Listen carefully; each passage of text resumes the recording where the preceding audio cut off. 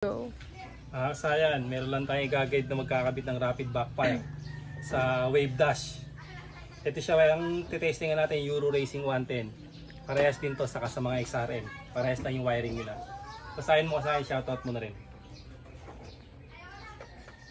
Shoutout kay Aaron Garcia. Idol, paano mag-rapid backfire sa Wave Dash 110? Idol, pwede ba yung rapid may Pro tutorial naman sa Wave. Nag-comment siya sa Pro Music paano ilagay sa kahit na anong uri ng motor. Siya kasaya na. Ito, napaka-simple lang ng gagawin natin dito. Kailangan lang natin ang switch para may patayan siya, hindi pagbukas. Magra-rapid na kagad siya. Ito Kung ganito yung mga gagamitin niya, mas maganda kasi mas matibay. Huwag yung mga ganito kasi napakabilis lang niya masira. Ayan Pag ito tumutunog pa siya, working pa yan. Pagka wala nang tunog, ibig sabihin na sunog na siya. Mas maganda yung mga ganyan na matibay na switch. Ito pwede rin. Maliit lang pero bakal siya. Ito yung gagamitin natin Ito, punta lang muna tayo sa Nipro. Ang titingnan nyo lang dito, ito. Yung pinaka pindutan. Ibig sabihin yung pindutan na yan, yung kulay blue. Yan yung positive. Lalagay natin sa isang switch. Kahit magkapalit sa isang switch natin lalagay yan.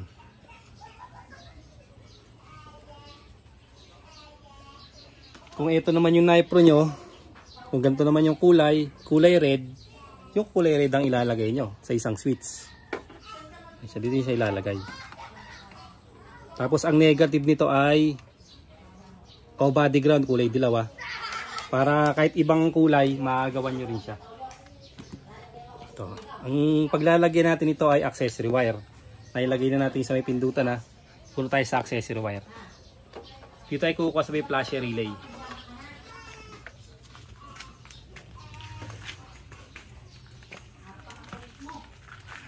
Dito ay solid block sa mga Honda, Euro, Rusi. Pag nilagay natin sa body ground, pag open natin, ito solid block Yung solid block natin, yan, dapat iilaw siya. Pag pinatay natin yung susian, mamamatay din siya. Yan yung solid block. Kaya natin ito ilalagay ito Kaduktong din to ng black wire o accessory wire. Ayan, dyan natin lalagay.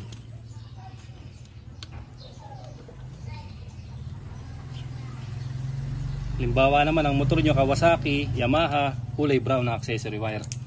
Pag Suzuki, orange. At lipat tayo sa kabila.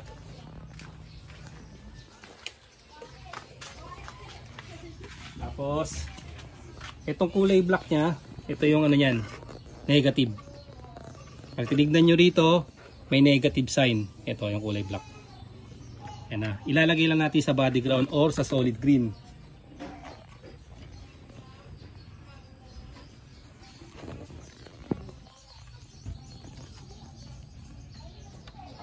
Body ground lang natin ilalagay o solid green. Pagka kayo gagamit kayo ng ganito ayun eye terminal.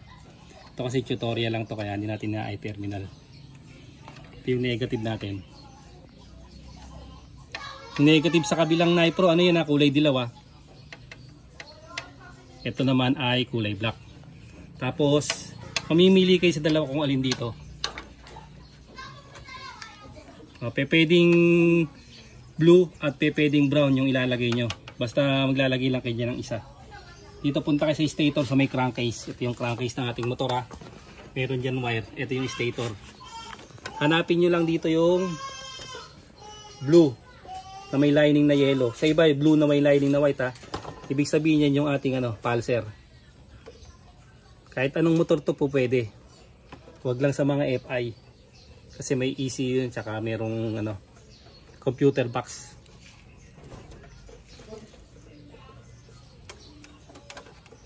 Ilalagay yung ating pulser.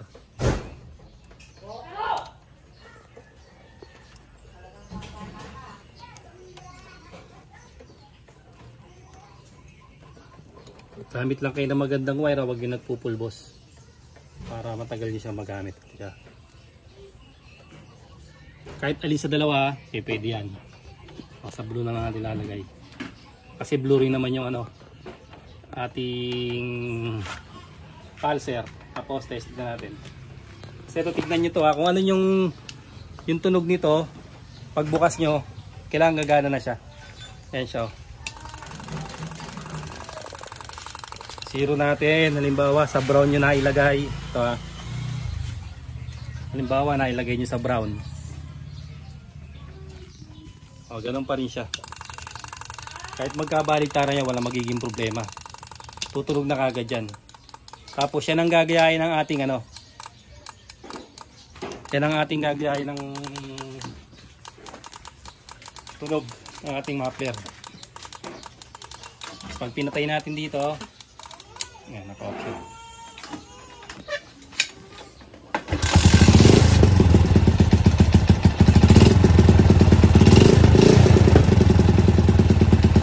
Pagbubukas natin,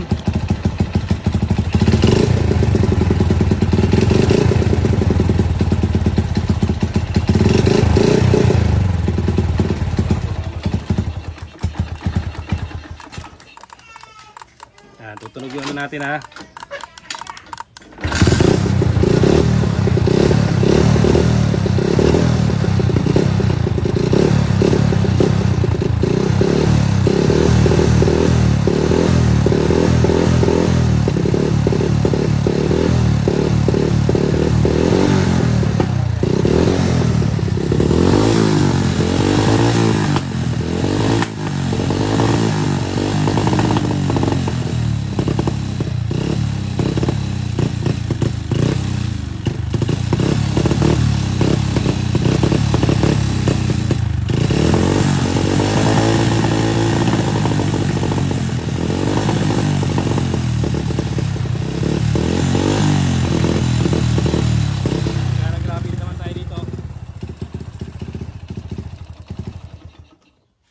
Naman yung niya,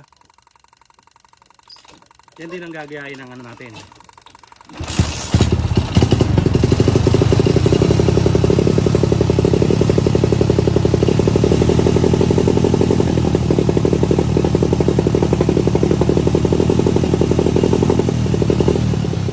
Mas malakas yung rep niya, mas mabilis yung yung pagputok ha.